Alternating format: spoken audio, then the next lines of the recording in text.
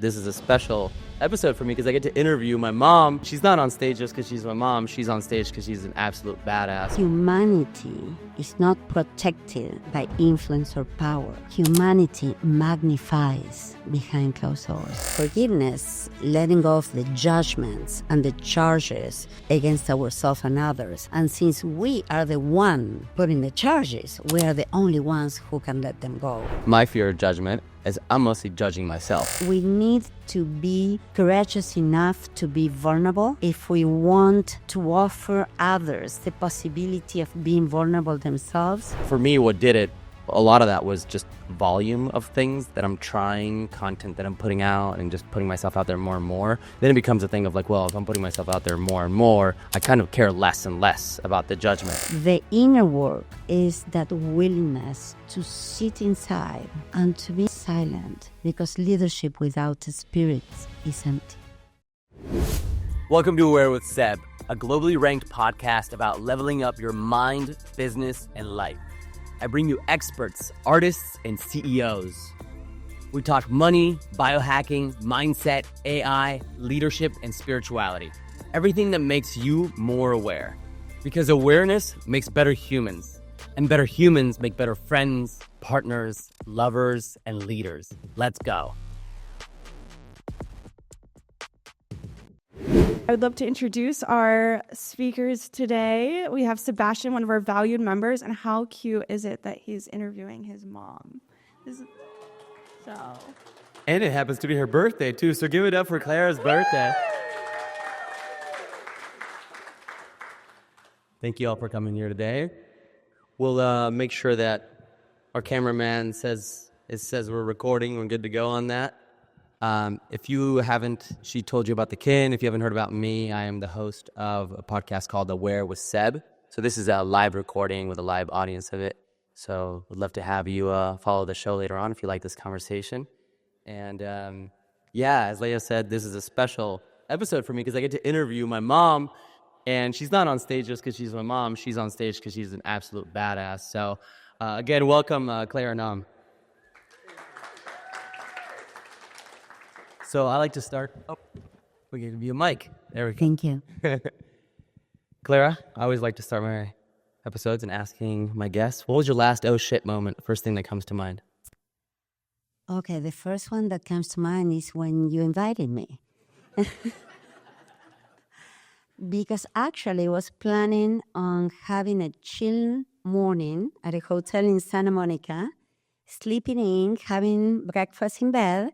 And then you said last week, Mom, what are you going to do for your birthday? And I said, oh, we're going to go out to dinner and everything. No, in the morning. So, chilling in, having breakfast. What about being my guest on the podcast? Now? About what? I'm going to handle that. So that was my Well, thank you for saying yes. oh shit moment. Yes, Yeah, I'm that's still a good learning. oh shit moment. I'm still learning to say yes and no. Of course. That's one of the things. Yeah. You couldn't say no to this one. No. So I always tell my friends and people that know me that there's my mom and then there's Clara. And today I'm talking to Clara, who's a totally different woman than my mom. And so Clara, you were deep in the corporate world. You led a concept car company to record-breaking quality certifications. And these were certifications that people before you weren't able to achieve. You came in and you did it in record time. What do you think was key for you for achieving that? Thank you for asking that. I think that the key was seeing the people who was in charge of the project, actually. I was the bridge between top executives and people on the floor. As you notice, I have an accent. It happens that I speak Spanish. That's my native language. And people on the floor, most of them spoke Spanish. So they felt heard and seen. And then I was the bridge between, as I said before, the CEOs, top executives, and people actually working on the floor. So we really work as a team. And that was one of the key to the success. The companies have failed 4 times before that. And as you know, my education, I'm a former CPA. So I was working at the company as a CPA and trying to obtain quality certification. So as you said, it was record time and being the first woman. That's also. awesome. So this is a concept car company. This company like created the Dodge Viper and like the original like F-150 and things like that. So they would essentially sell the concepts to OEMs and things like that. So that's an interesting point. You said that you essentially the workers, the floor people were seen for the first time, and you bridged it between the C-levels and the people that were actually working, and that's what the people before you weren't able to do. They weren't able to bridge. I would say so, that was one of the reasons. And one of the challenges was I was a foreigner. At that point, I was really young, and I was the first woman taking care of that. So even more there was challenging. only another woman in human resources in the company. So, and not only that, is listening to all the challenges they were going through, and at the same time, taking action so we were able to achieve what we needed to achieve. awesome. So it was just not one thing. It's working at every single layer. Yeah. And what inspired your shift from this corporate world that you were in, your CPA? You've been working corporate jobs the majority of your life. What made you shift from that to the world of emotional and spiritual transformation that later on led you into coaching, the things that you did today? Thank you for that question. I think it's the same thing one way or the other. At that point, I was in charge of quality control, and one way or the other, it was about mastery of emotions. So the quality control and agility of emotions that make us successful one way or the other. And I deeply care for human beings, and I deeply care of supporting them achieving what they think they want sometimes, or what they really, really want. So it was kind of a transition that it wasn't difficult per se, because it's what I always loved. Yeah. That was my thing. Psychology, coaching is connecting with people from a different level, at a different level. At that point, you ended up getting a master's in spiritual psychology. You ended up becoming a Reiki master, and you had all kinds of certifications in sort of the self-development world. And you talk about quality control of emotions. So can you unpack that, and why is quality control of emotions so essential for business leaders? It's basic, I would say. We all go through stuff in life, and we all get triggered by things internal and external. But everything external reflects something that is going on inside of us. So quality control doesn't mean stuffing your emotions. It's managing your emotions. So your emotions are not going to manage you. So you control how you manage your emotions. So it's extremely important to notice, pause, and choose. And most successful people need to learn that in order to be really successful. It's pausing, noticing, pausing, and then choosing intentional reaction instead of the reaction that most of us experience when we are triggered. Do you believe that most business leaders are starting to think this way? Do you see a shift happening in people thinking this way in business as a business leader, or do you think this is something that's barely getting scratched on the surface? I would say when I started with, you mentioned my master's in spiritual psychology and different kind of masters in coaching and spirituality, and actually emotional intelligence. And this was about over 15 years ago. It was starting, but I would say restarting. It wasn't mainstream in certain areas, but it's really old. It's really, really old. So the thing is, people started to think that this was not something to manage at home with relationships, but yes, in companies. So yes, there's a shift, and we are facing a lot of challenges with those shifts. Yeah, absolutely. So Clara, you coach high-level executives from companies like Herbalife, Kaiser Permanente, executives at USC. You also have clients that are like mega successful podcasters and actors and musicians. And of course, average, normal, regular human beings. Do multimillionaires and top-notch executives and then average people that are just looking to get better at life, do they experience the same type of emotional blocks? That's a great question, Seba, because actually what people experience, as you put it, behind closed doors, is that it's the same thing. Behind closed doors, humanity is not protected by influence or power. Humanity magnifies behind closed doors. That's really good right there. Did y'all catch that? Mm-hmm. That was gold. Can you repeat that? I'm going to try. Behind closed doors, humanity is not protected by influence and power and success. It actually magnifies.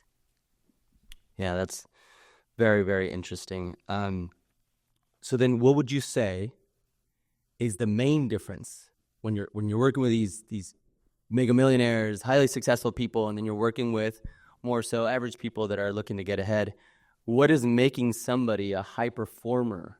What is allowing them to play in bigger leagues and connect with bigger people and make more money and get more success? What is the difference then with these people? The difference, and as you said, I have the privilege to work with people from all walks of life, including people in maximum security prisons. So that's one of the things that I do, service to the community, to humanity, right? So what I find is that deep desire to do the work, the real work, because it looks like whatever is happening outside is the real work. But power and success without the inner work doesn't last. So what I see is a deep commitment, self-discipline, but probably not this kind of self-discipline that we all talk about, is the courage to face your shadow, the courage to face your humanity, as I said before, the courage to face your fears, self-doubts, to work on that and to do things regardless. So are you saying that some of these top-notch high performers, they're more willing to do the work than other people that you work with? Do you think Some of them. Okay. So then what do you think is causing more of their success? Like, is there some luck aspect there? You mentioned self-discipline. Is there a self-discipline thing that you see some of these high performers have more of than other people that you work with that simply maybe want to do some emotional work, but the high performance aspect isn't quite there? I wouldn't say that they have more of that, because I have seen that deep desire with people inside maximum security prisons, right? So it's a journey that is not the corporate ladder per se that they have to climb. Is the inner work. That's the real work, and it's soul's evolution, and it's learning to really learn to let go, learn to forgive yourself and others, and have the courage to have a vision and really go for it. And it's that discipline that says, okay, today I didn't show up the way I would have liked, but you're not stuck into that. You learn, you take responsibility, and move on. And that's what I see. And they keep showing up. So this kind of work is not for the faint of heart. Yeah. So what people see on the outside is one thing, but that image behind closed doors could be a mask. Yeah. Yeah. So the keep showing up part is important. I think that a lot of times from the outside things see them one way, and we look at success and we look at successful people, and we don't realize or we don't notice how much they're actually constantly showing up and how much rejection they're going through until they're finally getting those breakthroughs. And fear of judgment. Fear of judgment. We Yeah. all have fear of judgment. Some people more, some people less. But when you are on a stage, when people are looking at you in a different way because the success you have achieved, the titles you have, if you're an actress, a performer, people are looking at you. Mm-hmm. So are you going to be courageous enough to let go of those judgments and keep showing up? So the question behind doors is not what's next for you that I ask, what matters? So I had a lot of fear of judgment growing up, to be honest. Who has fear of judgment? All right. We got a lot of honest people out here today. I appreciate that. And I still battle with it today, but a lot less. Luckily, what did it, a lot of that was just volume of things that I'm trying, content that I'm putting out, and just putting myself out there more and more. Then it becomes a thing of like, well, if I'm putting myself out there more and more, I kind of care less and less about the judgment, right? So for me, it's been a bit of a repetition thing. What do you think is key to let go of that fear of judgment? I think you kind of just said it, but maybe you can build on it of like figuring out what actually matters, and that can help you let go of the fear of judgment. How do you work on that? What's up, guys? I hope you're enjoying the show. If you love the show, please share it with a homie. It would mean the world to me. Also want to let you know that you can check out sebastiannaum.com for more resources like this, and also www.goglobal.agency, a digital marketing agency that's end-to-end, helping purpose-driven and mission-driven brands scale their impact. Again, that's goglobal.agency or sebastiannaum.com. Please hit me up straight up on Instagram, DM me, ask me questions. I'd love to connect with you and see what you thought about this episode or other episodes and what you want to hear more of. Much love. For me, judgment, the way to overcome judgment is through one of the biggest tools that I know, and is forgiveness.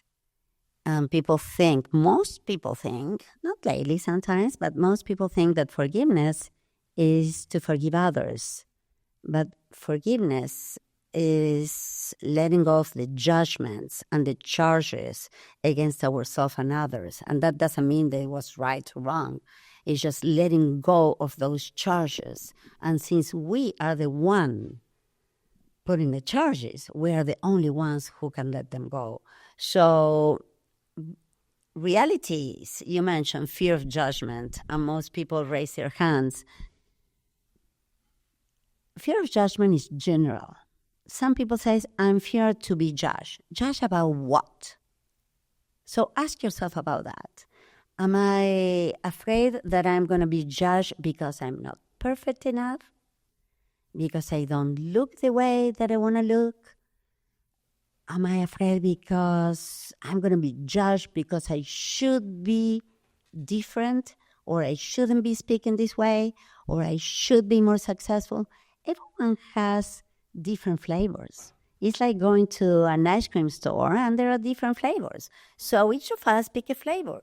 So you can pick a flavor right now. What's your flavor of judgment? So probably it's not going to be the same one for everyone.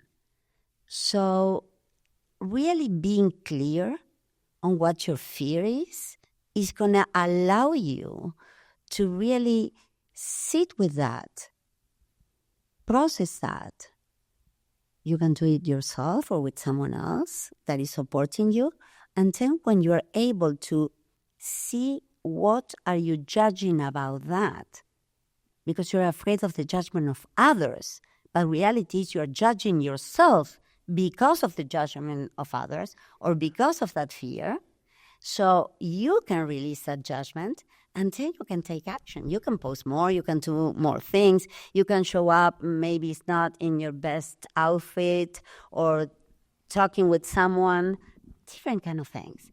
But it's facing that fear, but knowing what is the real fear, what is the risk, What is the benefit that I experience when I decide to play small because of that fear of judgment? That is what matters. Can you repeat that last part right there? Sebastian. That was good. It just hit, you know? I'm going to try again. Well, because I find that most of my my fear of judgment is I'm mostly judging myself, right? So it's like the whole should thing that you said. One day a while back, there's this viral video from forever ago on YouTube called "The Mountain of Should." I recommend you check it out if you haven't seen it. The Mountain of Should, and it's just like all of these should, like where you should be doing, where you should be at, how I should be showing up, and things like that. So I liked what you brought in, forgiveness, and you have a book on that. Well, I was going to talk about it later, so we could talk about it a little bit right now. So you have a book called "The Real Meaning of the F Word." Yes. Forgiveness as a Path to Freedom. And it's an excellent book. I highly recommend y'all check it out. It's probably on one of those links in there. You can get Have it. you read it? I have read it. I have read it. And so when you talk about forgiveness, you brought about forgiveness and you connected it to the fear of judgment. So if I have a fear of judgment and I'm judging myself, I'm really afraid of how others may be judging me, and then how I'm judging myself for how others are judging me potentially. Exactly. So it's how I'm judging myself. It's not necessarily what others are judging of, right? So then how can you please, what I was saying to repeat is, how does forgiveness come into play to help me stop judging myself? Okay.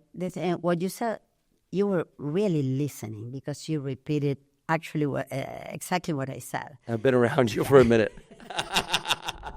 So the thing is, just imagine you're afraid of the fear of judgment. You didn't say afraid, but fear of judgment of others. So you're thinking of the judgment of others. Reality is you're judging yourself without knowing or not knowing because of certain things. So the judgment of others that can occur or not are really triggering something inside of you that is a wound. So that wound comes to the surface and you experience that pain that instead of breaking free of that, when I say you, it's not you, I'm saying in general, people tend to play small because they want to hide. They want to protect themselves. And that's the reason when I said what happens behind closed doors is that fear that you're experiencing outside, influence, power, success, behind closed doors doesn't protect you because your humanness is alive, the rawness of who you really are. Then when you face that rawness of who you are, then all the judgments come to the surface. And the judgments are, for instance, all the shoulds that you mentioned. That's a good way to find the judgments. Yeah. And the things that you are afraid of. And you asked me before, I'm going to relay this. This is a reason famous people or people with fame or actresses or performers that I had the privilege to work on in the past and right now, they experience the same thing. But they don't decide to hide because of that. And if they work through that, they experience real success, authentic success, leadership that comes from being authentic and doing the work. So is being willing to face those judgments. Probably is I haven't done enough. I should have a financial freedom that I don't. I should have more success. People are not looking at me the way I want to be looked. I don't have good relationships, different kind of things. People go through different kind of things. As I said before, this work is not for the faint of heart. But hopefully we go inside to experience healing for the last time. Excuse me, when we play small and it's related to some form of hiding, because we're afraid of being seen or even afraid of success, right? Sometimes I have a tough time thinking about this whole like concept of being afraid to actually get the things that you want, or being afraid to succeed, or being afraid to play big. How is that even a thing? Why are people really afraid to potentially succeed, and how can I figure that out if that's what's actually happened to me or not? And that's a great question. The thing is, people say, sometimes I ask them, are you afraid of really getting what you want, and different kind of things? Is that like, if you ask me, I'd be kind of annoyed by that. Like, what do you mean I'm afraid? Like, I'm That's telling you what I was want gonna it. ask you. So the fear is of really not getting what you say that you want to get. The really is that, am I going to be able to have it and sustain it? What is going to happen if I don't have it? What is going to happen if people think that I'm really not that good? How am I going to face myself? So one way, unconscious way to protect ourselves is by creating different scenarios so we don't have what we say we want to have. And that could happen with relationships, that could happen with different kind of works, different levels of success. Can you give an example of that? Like, of something that if someone wants something and then they subconsciously create an environment to not get it, and that's somehow a protection. I was working, several examples. But I'm going to choose the one. I was working with a well-known actress a couple of years ago, until last year, and she was writing her memoir. And actually she's very disciplined, very successful. She really is able to focus on what she wants, and she gets that. She hasn't that much inner work, though.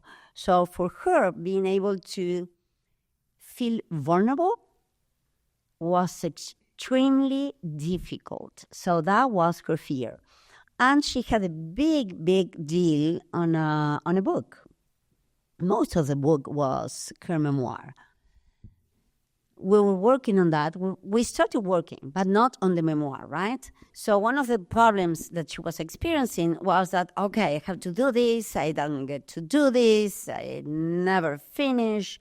The publishers didn't like what she was writing, and she was judging herself because she's very accomplished, very accomplished. So she already had the book deal.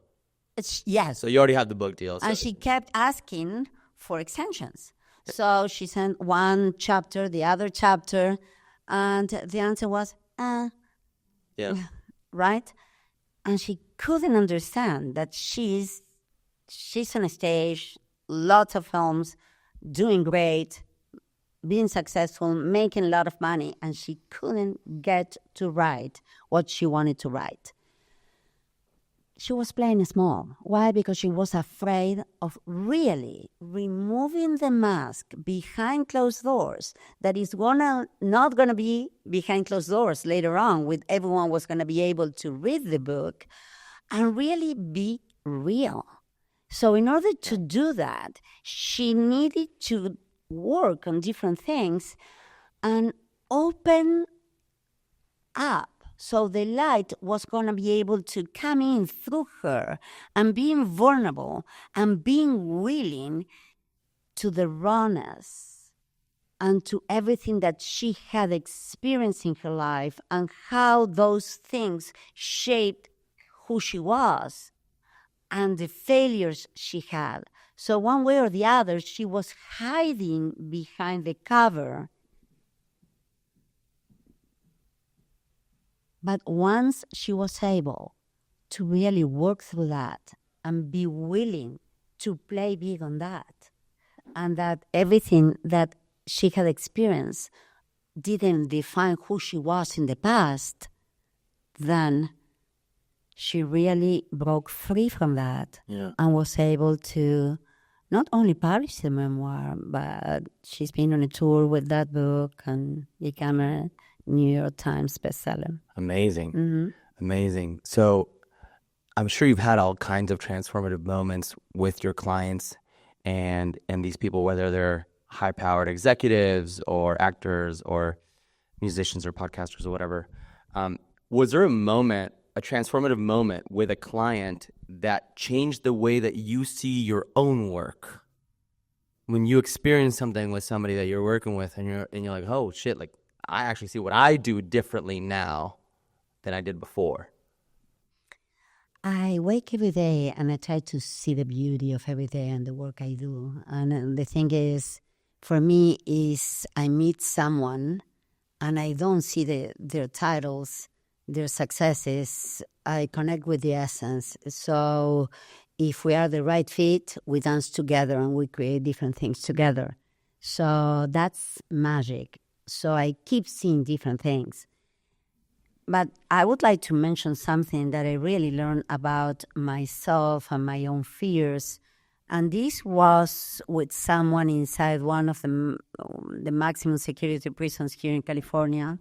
Just to touch on that Yes. real quick, if you can give a little intro on what that work actually is. Yes, I'm part of a nonprofit that I started when I was going to the University of Santa Monica getting my master's in spiritual psychology, and that was about 15 years ago. And I saw a video, a film of people going inside prisons, and something touched very deeply inside of me. And I said, really? Going inside maximum security prisons? Not religion, not counseling. It's just being there and giving the same tools that me and the corporate world I was offering and giving to top executives, but just going and giving and being vulnerable with these people inside without the expectation who was going to benefit or not, but with the only intention of being of service. And for me, is one of the most powerful things is sitting in front of someone without any judgment. And I experienced that again and again and again, inside the prison, outside the prison. So you're sitting in these prisons with people that have committed the gnarliest crimes. Can imagine. All kind of things, So and people who are innocent too. Mm. I have found all kind of people, yes, and we sit close to each other because we do this kind of work. And we open ourselves up so they can open themselves up. And it's the same kind of curriculum with, for instance, USC, Kaiser Permanente, Martin Luther King, that I train top executives with. So you're doing the same format with them? Not the format, the same curriculum. Got it. The same curriculum. So these prisoners are going through the same curriculum with some of these top-notch leadership groups. Exactly, with the training in different hospitals, emotional intelligence. Certain kind of things. The process that we do are very deep. So, and they have changed through the years. But going back to the question you asked, is one day I was walking inside the prison, men's prison, the one that you and your father said that I needed to wait and go in there. Because I was going to women's prison, and this was a pilot, so only the veterans were going to be able to go, and I had this call inside of me that I wanted to go. If there's something that I can do to serve these people, I want to do it, because I'm not there to judge. I'm there to serve, to help. And if they're gonna come back to society, what are they going to bring? So no expectations, right? High involvement, no expectations. And I was walking third time during that year, and that was a year I think I wrote in my book. This year I spent 30 years in prison, right? Because all the times that I've been going there. And this was about over 10 years ago. And one of the inmates that he said, thanks to you, I now have a name, because he was so ashamed, and he's been in prison for over 20 years at that point. And he was released. He finished his time. He completed everything that he needed to complete. But he said, I was in the process of writing my book, and it was inside of the closet. It was inside of the closet for a few years. Anyways, and he said, have you published your book, Clarita? He spoke Spanish. So I work in Spanish and in English with the inmates. And I said, no, not yet. I said, do you know that if you write and you have been written that book because you told us that. But if you publish that book, maybe someone is going to receive what we are receiving here since you've been coming. So why? Yeah, let's give her a hand for that. Thank you. Love Thank that. you. So he said, why are you preventing others from the water that we are receiving? Are you afraid of that? So I was there inside of a maximum security prison, being coached by an inmate who's been inside the cage, as he said, for over 20 years. Wow. And he said, because of what I have learned, now I train others, people who come here, so they can learn to manage their emotions. They can have emotions.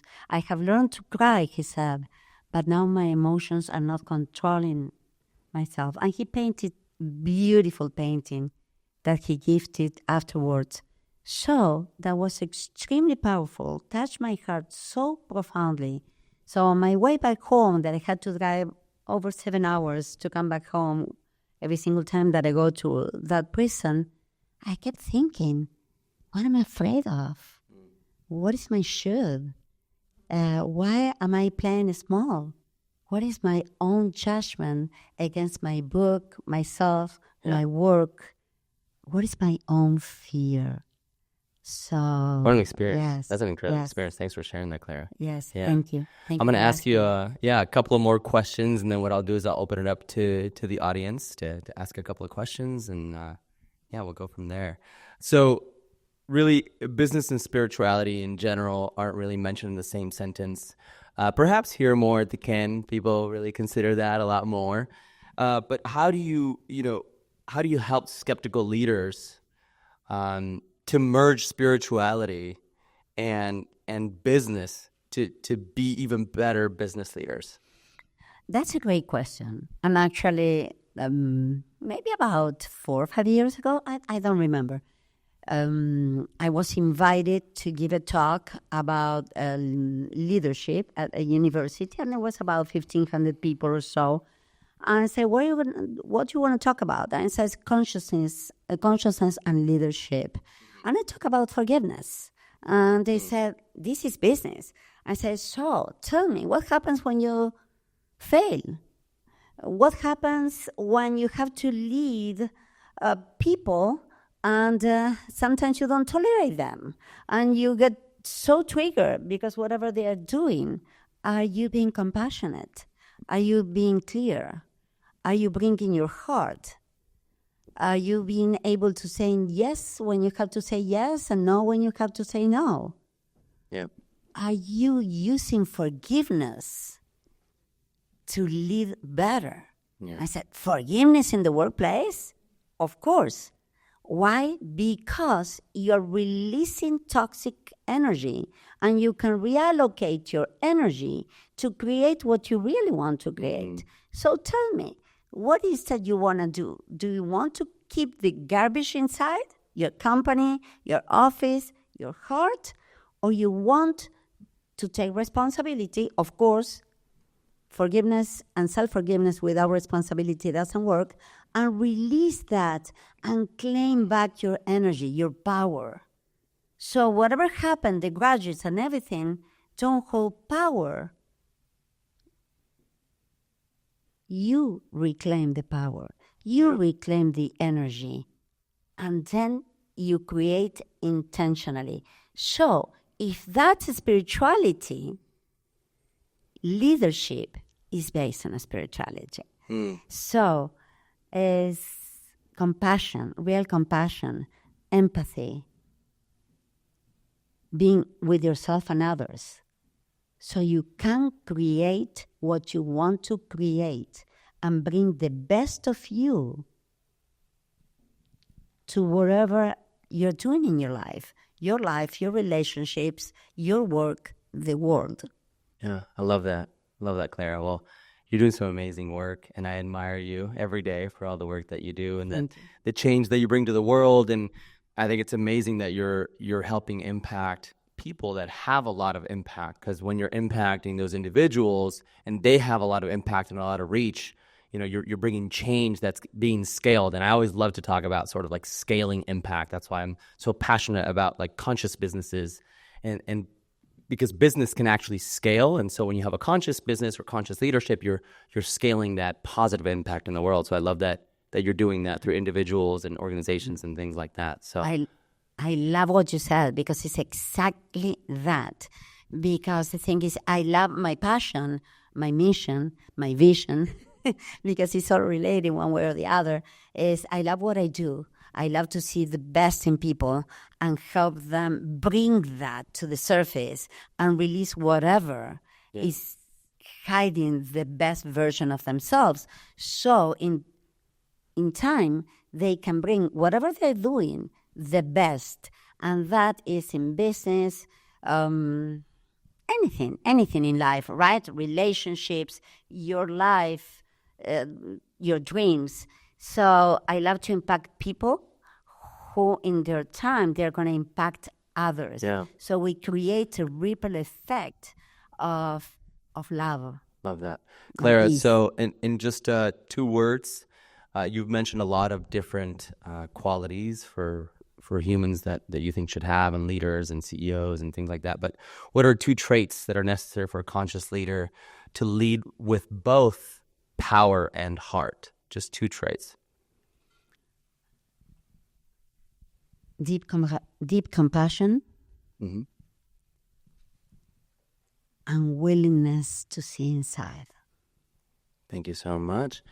And Thank you. Thank I'd you. love to open it up. We'll just do 2 questions on in the microphone, and then y'all can connect with Clara. You guys can scan the QR codes up here, connect with her directly. Would love to have you follow the podcast, and you can learn more about the kin here. There's several people that work here, and we'd love to have you be a part of this community. We got Drew in the back row. I feel like Drew's been here before and asked some questions. Oh no, he's coming to the front. I like to get really close. Snooze and lose. Yeah. So, Clara, you mentioned you were on your drive home and you were thinking in your mind from that prison, what were you afraid of? I don't know if you mentioned it, but what did you uncover that you were afraid of to publish your book? Okay, so you I'll want put you to on the go- spot. Thank you, Drew. So you want to go behind closed doors, right? No. Of course. One of the things I actually discovered several things. One of the things was that it was not going to be enough to touch people's lives.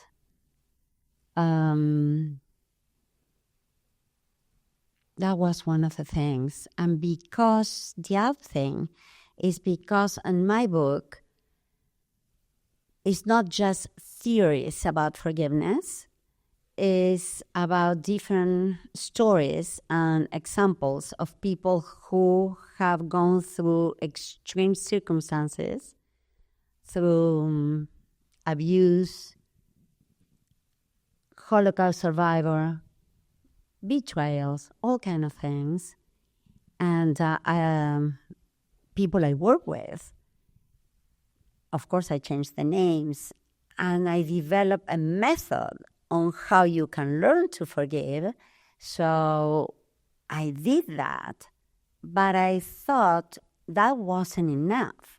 So I needed to include myself and my own stories. So it got really personal.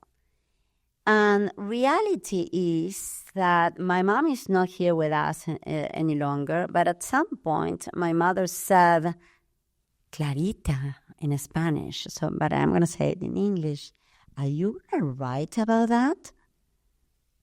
And I said, yes. And she didn't like it. So am I betraying my mother because I'm writing about these type of things? And the thing is, we need to be courageous enough to be vulnerable if we want to offer others the possibility of being vulnerable themselves. And what I wanted is this to be a tool for healing. So that was a fear that it was more than not enough to heal others, because people are going to receive things the way they're going to receive them. Some people are going to, it's very controversial. It was controversial. When I published it, it was a very controversial book because of the way I talk about forgiveness, especially the self-forgiveness thing. And please remember that forgiveness doesn't mean condoning it, and it means taking responsibility and creating different actions and saying no when you have to say no, right? So it's a very powerful concept at every single level. And the fear was, what if I'm hurting my mother because I'm being vulnerable enough to use my own stories? And after I was able to overcome that, I published the book. That's great. Thanks for sharing that, Clara. Yeah. Deep answer, deep question, deep answer. We'll do one more tee up here. Thank you, Joe, for asking that. Taylor. Hi, Clara. It's lovely to see you again. Thank you, Taylor. So I've been hearing the kind of loophole of doing the inner work, and I am extremely self-reflective, but I can understand looking at your shadows and looking at different aspects of yourself that do need that work. Is there a strategy that's kind of like a go-to method that you recommend that can help kind of deepen your inner work? Because I've been hearing this so much, and I'm just so curious how you recommend people to dive into that. Mm-hmm. That's a great question, Taylor, because the thing is, we listen to inner work so much that we listen, we read. Are we experiencing that? It's not one more thing to do. It's something to go deep into that. And the reflection is great. As I said before, is in a sense is notice, pause, and choose. In a nutshell.